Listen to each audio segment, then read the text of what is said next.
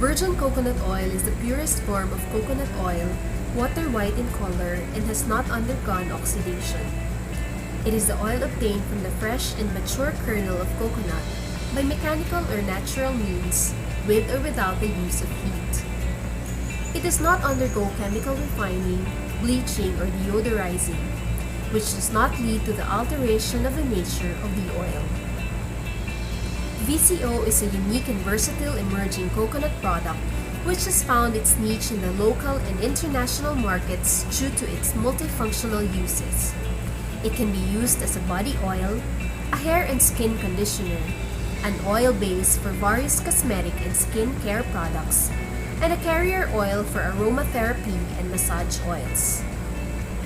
VCO is also considered a nutraceutical and functional food which could be consumed directly or used as a food ingredient. VCO is a saturated fat composed of 65% MCTs. Unlike long-chain triglycerides, MCTs are easily converted into energy by the liver and have been proven to increase the metabolic rate of an individual. The fatty acid composition of VCO is predominantly lauric acid, which is converted into monolaurine and known to have antimicrobial, antiviral, and antifungal effects in the body. VCO is cholesterol-free, trans-free, and heart-healthy. It improves the nutritional value of food by increasing the absorption of vitamins, minerals, and amino acids, and inhibits the action of cancer-forming substances. Adherence to safety and quality standards is necessary to ensure consumption of safe products and sustain market competitiveness. Food becomes unsafe when it is spoiled or tainted with contaminants that can be physical, biological, or chemical in nature. Biological contaminants are the greatest threat to food safety and responsible for majority of foodborne illness outbreaks. Raw and undercooked food products may be contaminated with bacteria, yeast, mold, and viruses that may cause diarrhea, vomiting, mental retardation, and even loss of sight in children. Physical contaminants are extraneous materials that should not be present in your food, such as hair, metal, glass, and insects. These objects can be brought in with the raw materials or introduced during storage or preparation. Chemical contaminants include detergent, pesticide residues, and other toxic substances that should not be present in food or are present at higher concentrations than they would naturally have occurred. Contamination can be eliminated with good manufacturing practices, which is a system to ensure the product meets food safety, quality, and legal requirements. Implementation of GMP not only ensure a safe, sound, and wholesome product, it also increases consumer confidence in your products. It also helps to decrease operating costs due to rework and penalties during non-compliance, and help boost export opportunities. VCO processors should adhere strictly to GMPs and quality control procedures in each of these stages to ensure the production of high-quality VCO. The building, facilities, and equipment must be cleaned regularly to prevent contamination. Design and construct the building and facilities in such a way that food can be handled hygienically, easy to clean and sanitize, can prevent entry of pests, and where personnel are safe and provided with a good working environment. There must be an adequate supply of potable water. The people who work in direct contact with food processing must be disease-free, properly trained, and knowledgeable on proper hygiene. All personnel must be provided with appropriate protective clothing such as aprons, gloves, masks, hair restraints, and boots or safety shoes. All personnel must change their footwear and outer clothes and remove their jewelries and accessories before entering the processing area. All equipment, containers, and utensils must be made of food-grade stainless steel or food-grade, easy-to-clean plastic. Clean and sanitize all equipment and utensils before and after operation to prevent food contamination. Wash them with soap and water and rinse properly. Make sure that no soap residue is left. Sanitize by pouring hot water or chlorine solutions.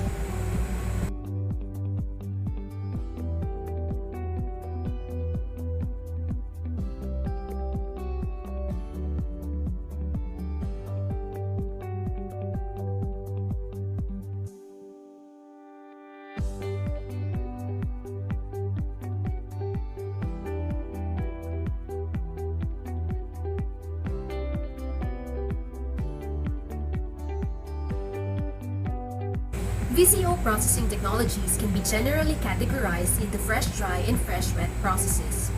Fresh-dry is a general term in which VCO is obtained directly from fresh coconut kernels. The processes require drying of grated, shredded, or milled fresh kernels before extracting the VCO. Process technologies under the fresh-dry category use low and high-pressure expellers and two-phase centrifuge to recover the VCO. Fresh-wet is a general term in which VCO is recovered from coconut milk by various means after it has been extracted from freshly grated coconut root. Processing technologies under this category are the modified kitchen, natural fermentation, and centrifuge methods. Of all the VCO processing technologies, the natural fermentation method gives high oil recovery with a low labor requirement and lesser energy input.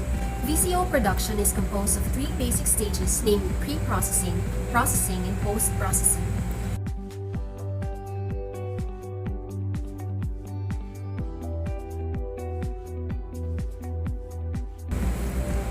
Harvest mature nuts that are indicated by light brown or yellowish brown husk.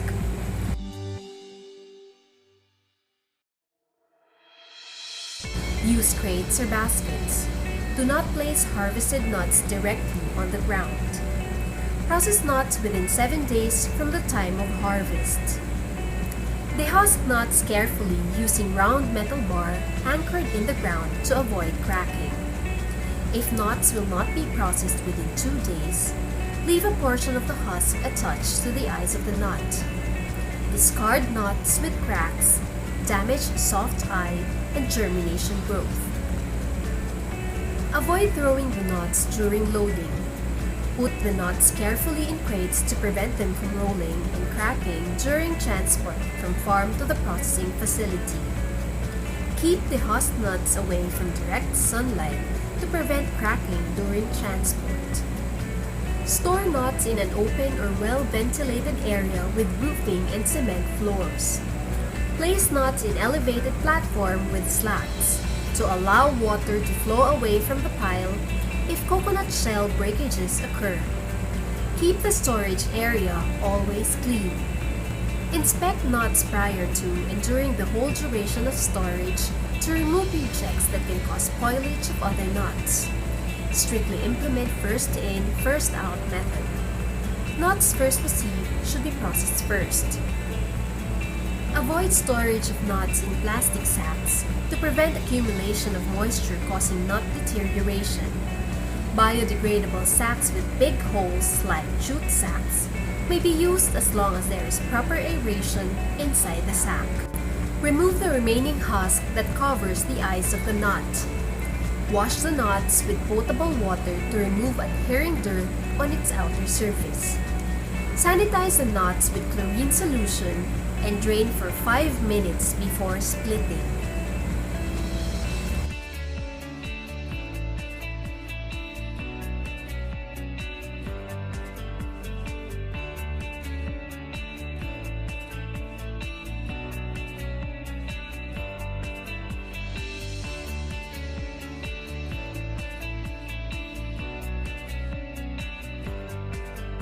Cleanly split the coconuts into halves.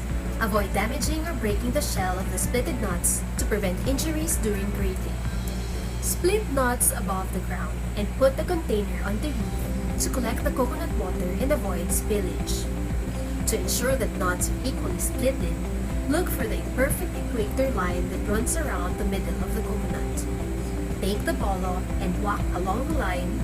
Turn the coconut and continue walking the equator line until the coconut splits open. Check the coconut kernel. It should be firm in texture, opaque, and white in color. Kernel with soft texture, slimy surface, and haustorium growth must be segregated and discarded. If the coconut water is to be processed into another product, process it immediately or store properly in chilled condition. If not, remove the collected coconut water regularly within an hour for further disposal. Immediately wash the floor with spilled coconut water as it ferments very fast, generate foul odor, and attract flies and ants. It can also become a source of contamination and can damage the cement surface since fermented coconut water becomes very acidic.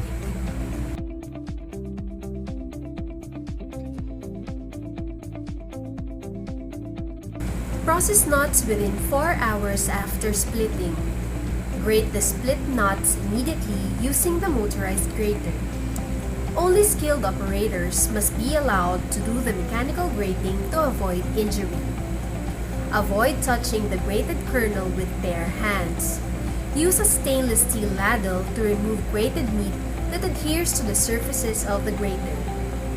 Clean the grater immediately after each use using a pressurized water hose to dislodge fine coconut particles in the blade.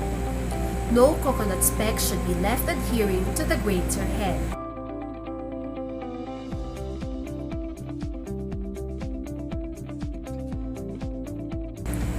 Wear gloves and avoid touching the grated kernel with bare hands. Scoop the grated coconut meat, then carefully feed into the milk presser to avoid spillages. Use a stainless steel ladle to aid the feeding of grated meat that adheres to the surfaces of the equipment. Do not use hands to move the grated meat inside the hopper to avoid injuries. Filter the collected coconut milk by placing a strainer on top of the receiving container. Clean the presser thoroughly after use. No adhering grated coconut kernel or film of coconut milk must be left on any of its surfaces, as it will develop foul odor and attract insects.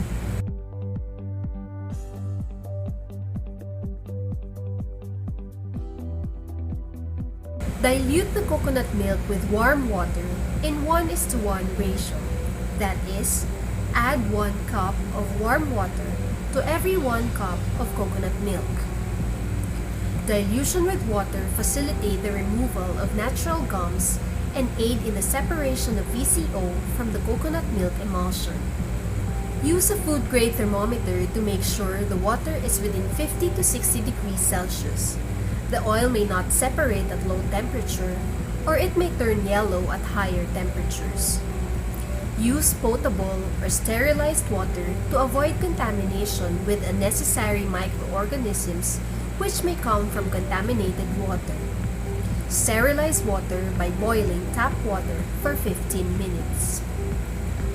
Do not fill up the container to more than 2/3 of its capacity. A considerable airspace in the container is necessary for effective fermentation. Stir the coconut milk and water mixture properly for at least 1 minute.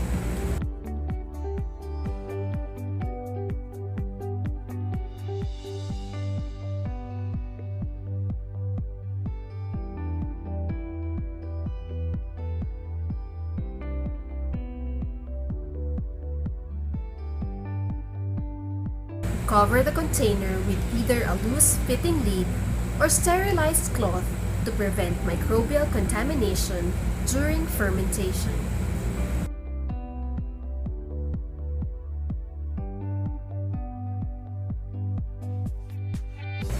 Transfer the coconut milk mixtures carefully in the fermentation room. Do not place the containers directly below the heating bulb or lamp. Allow to settle or ferment for 16 hours at 35 to 40 degrees Celsius to produce premium grade VCO. Fermentation is a critical step as it requires proper control of operating conditions and strict observance of sanitary measures to ensure separation of oil from the coconut milk emulsion. Maintain and monitor the room temperature to not greater than 40 degrees Celsius and relative humidity not exceeding 75%. High temperatures may turn the oil yellow, while lower temperatures produces less oil, or the oil may not separate at all. When proper operating conditions and sanitary precautions are followed, 5 distinct layers will appear in the fermenting container after 16 hours. The fermented curd rises as a thick top layer. Below it is the oil layer that will be recovered as VCO. Next is another thin layer of fermented curd, followed by the water layer of fermented skim milk. Settling in the bottom is a layer of gum sediments.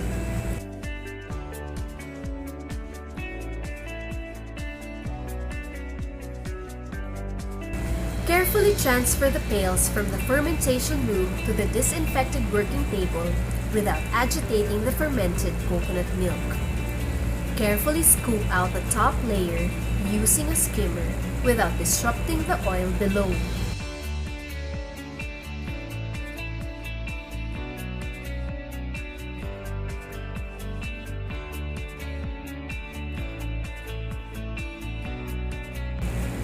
Scoop the oil in a container topped with a strainer and filter cheesecloth. Replace cheesecloth as needed or when it is already filled with remaining curd and can no longer filter the VCO.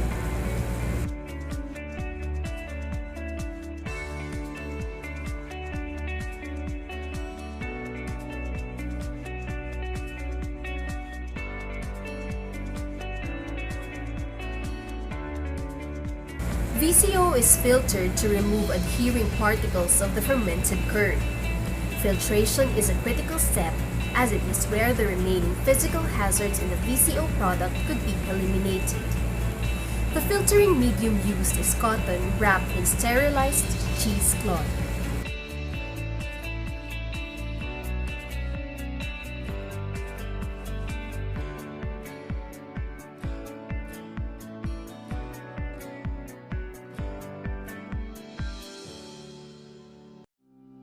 The modified gravity filter is composed of 2 cylindrical water containers placed on top of the other over a plastic pail as receptacle, held together by a fabricated mild steel frame. Carefully pour the VCO in the sterilized container and allow to trickle down. Replace cotton filters after every use or after one full container is filtered.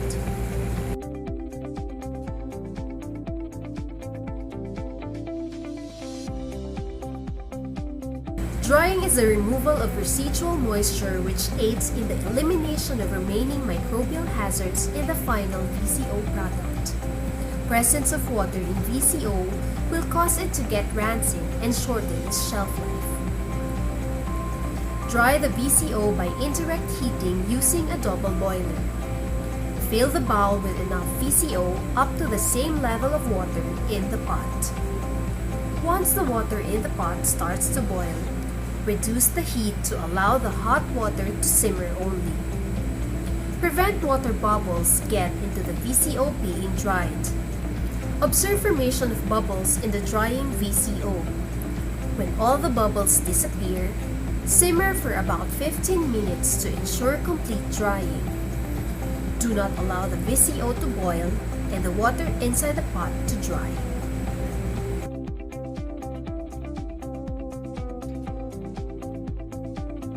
Aging of VCO is an additional process done to ensure removal of any faint sour smell caused by aromatic compounds from the fermentation process. It also helps in settling residual moisture in VCO.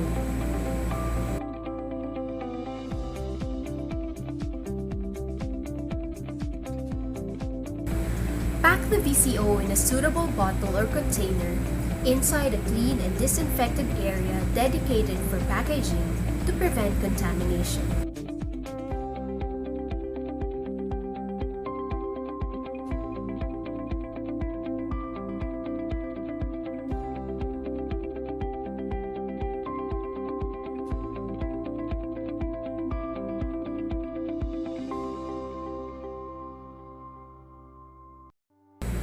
Label the packed VCO in accordance with FDA labeling requirements. For every batch or lot, pick a minimum of 3 bottles as samples to be submitted to accredited laboratory for testing. Store packed VCO in an enclosed area with proper ventilation, protected from direct sunlight, and materials with strong odors.